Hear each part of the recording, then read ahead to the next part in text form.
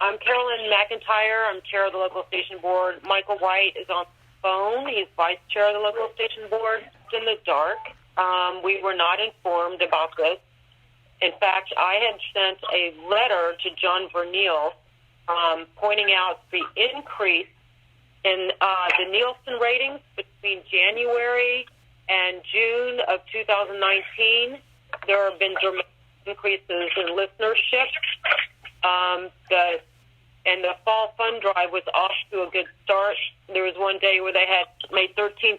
I think the goal was 7,000. So we've been trending upwards. And I had sent John Verneal an email a week or two ago highlighting some of this because this was provided to me from Linda Perry, and then asked if I could meet with him.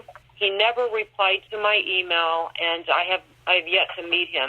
Similarly, the Management Evaluation Committee is in the process of doing a management evaluation, and we advised the new interim executive director that was the case, and said that we were available to consult and meet with him about where we were in the process, and let him know.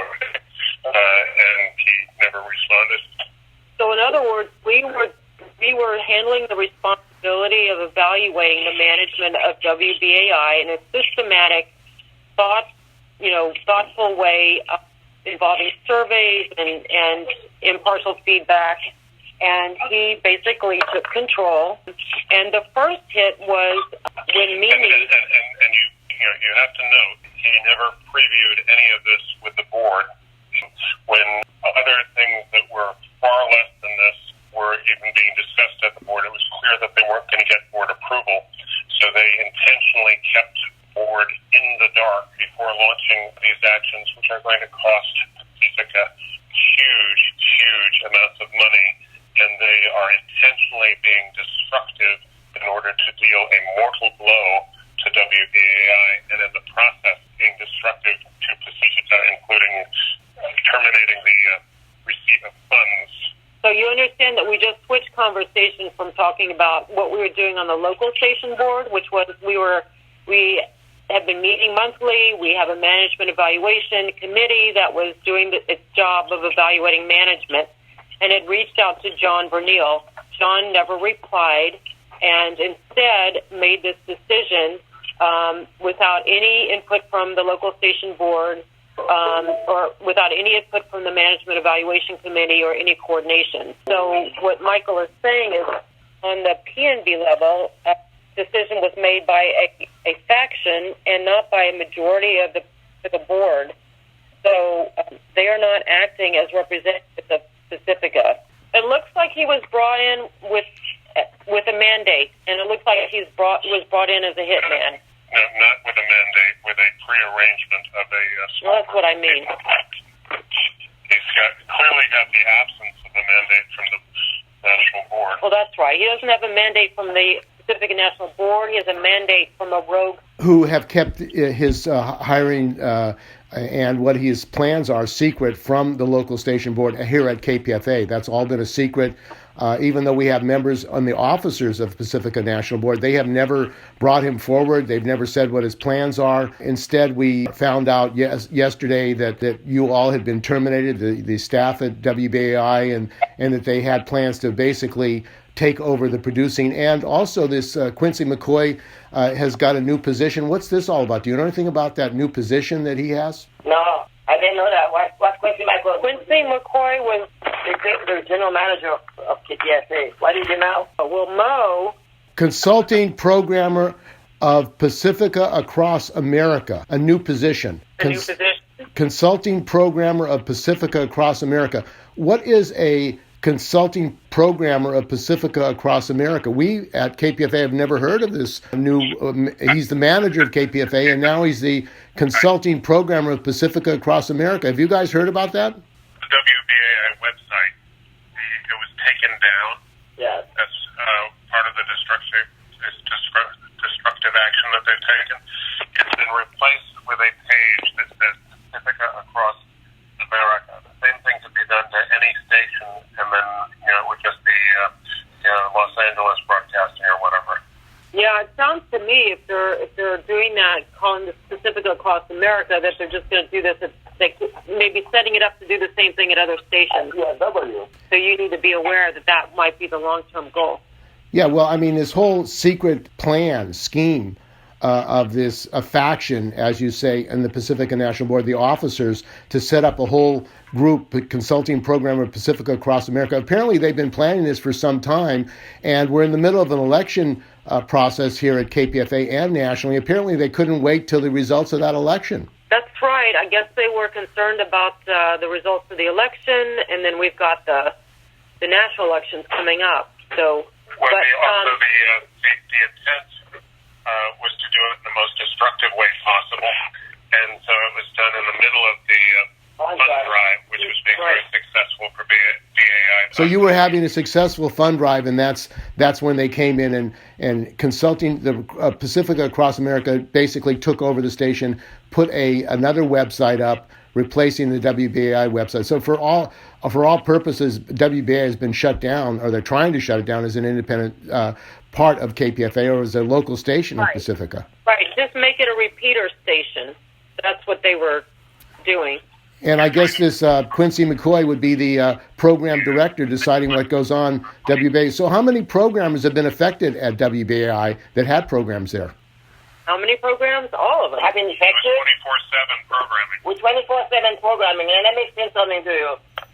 We put a morning show that increased our listenership from 200 to about 2,000.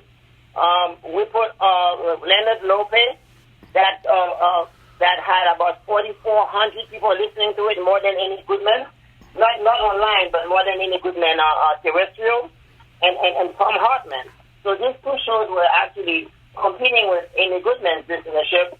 And then a 5 o'clock show, which is like New York on steroids, we're talking about all New York politics, was picking up a lot of steam, about 2,000 people. So up and down, going up and down, but up, mostly up, depending on whether it's fun drive or summertime. And then we were tracking all of that to see where we go from there. So what that did is we had to add another $120,000 of expenses to pay people like Lope and then the morning show and their assistants to do those shows. So we figured that by the time we got audits done and then we apply for CPB money, we will have plenty of listenership so that we can qualify for CPB or more CPB. So, but, in the meantime, we were struggling a little bit because we're also building our studio. So now you have got this injunction. What does the injunction say, and what is your plans to rebuild WBAI and get it back on the air with the programmers? Well, the injunction says that to cease and desist and to restore WBAI back to everything that it was before yesterday, and to stay away, and then so that to undo everything they did.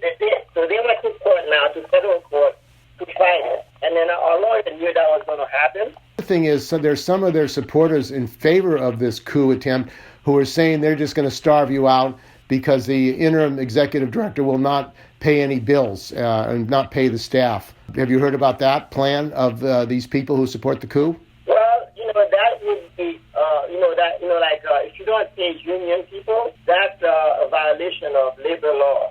And they would be in deep trouble because Pacifica did that before. We were short a few days, and that would put them in contempt. And I think what they are planning on is because we have not had yesterday's fund drive or today's fund drive or maybe tomorrow's fund drive. We are not going to raise enough money to make payroll. And that's probably what they're counting on. And when you get back on the air, are you going to let the membership know and the listeners of WBAI what the circumstances of this attack on you is and what they can do about it? Yes, absolutely. As a matter of fact, the mayor of New York and the attorney general have tweeted that they didn't do anything to support us. So we just have to go and then galvanize that and get them, get the legal team and our lawyer who knows them well, by the way, and the public advocate of New York City. They all three of them, are basically ready to do whatever it takes, put an injunction, state injunction, whatever it is that we need to do. That's excellent. This is Bertha Ryman. This is Bertha Ryman.